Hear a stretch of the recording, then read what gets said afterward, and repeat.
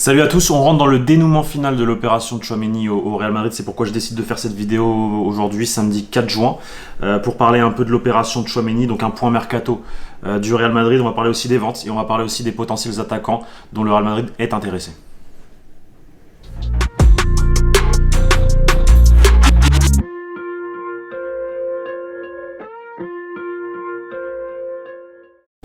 Donc effectivement, on rentre dans le dénouement final pour l'opération Aurélien Tchouaméni au Real Madrid.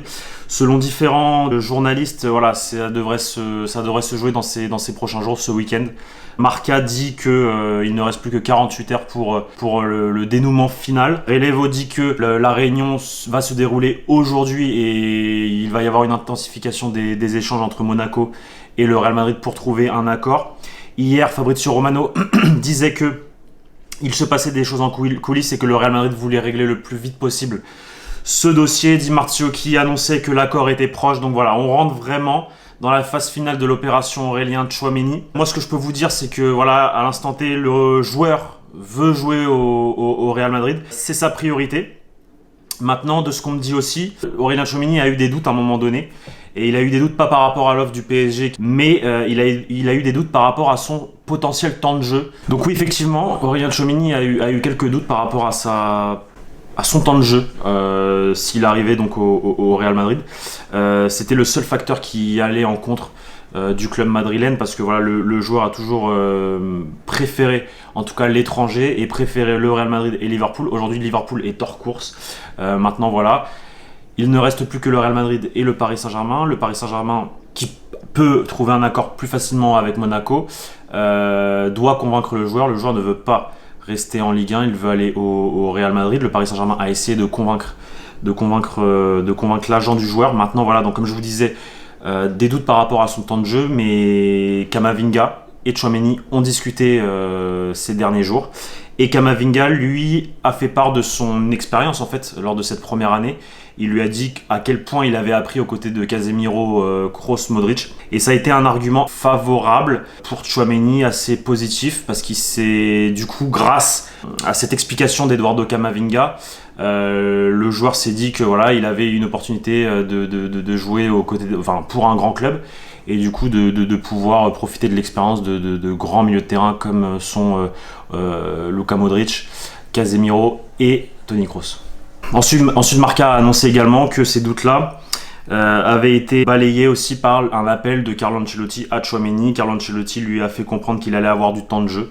Et donc forcément, voilà, entre Carlo Ancelotti et Camavinga, le joueur à l'instant T n'a plus de doute et veut jouer donc du coup au Real Madrid la saison prochaine. Donc maintenant il attend comme tout le monde le dénouement final, l'accord entre Monaco et le Real Madrid.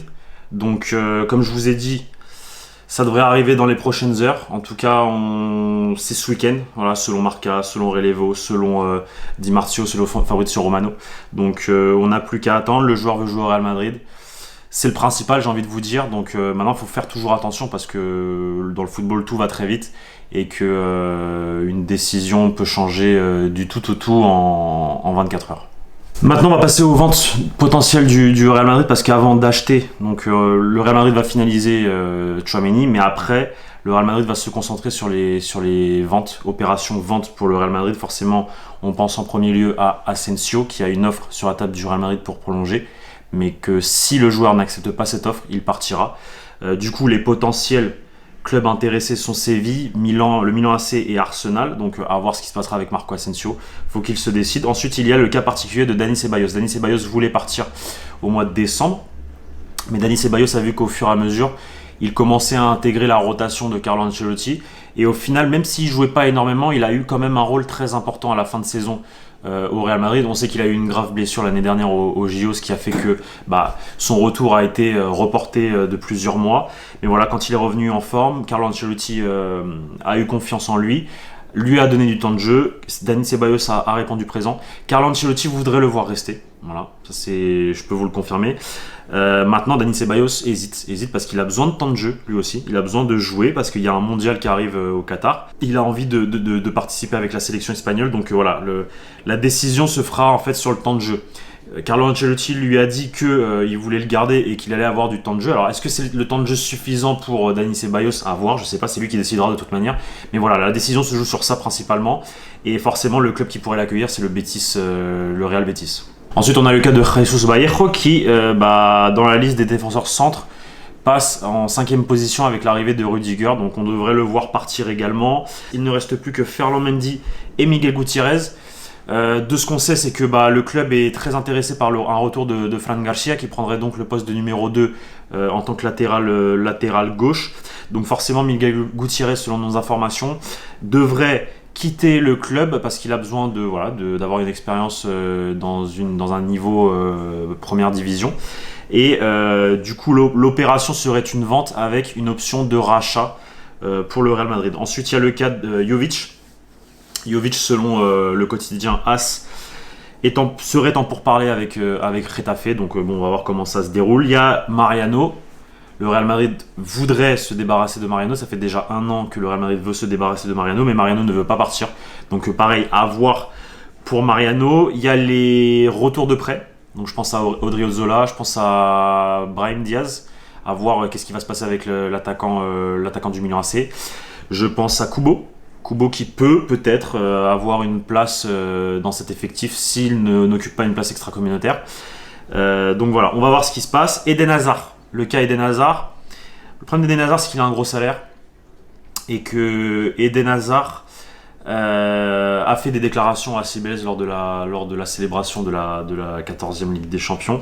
Et il a dit clairement qu'il allait tout donner pour ce maillot et pour ce club, qu'il n'avait pas eu de chance pendant 2 ans et demi et que par contre là il voulait prouver son niveau et sa valeur. Donc je pense que c'est l'année de la dernière chance pour Eden Hazard. On va lui laisser cette chance parce qu'effectivement apparemment cette plaque au niveau de la cheville le gênait énormément, il ne pouvait pas jouer. Donc le club a décidé de l'opérer.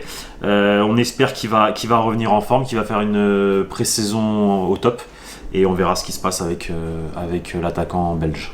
Et une fois que le Real Madrid va gérer donc les ventes, le Real Madrid forcément ira chercher un attaquant. On pense forcément, l'objectif c'était Kylian Mbappé.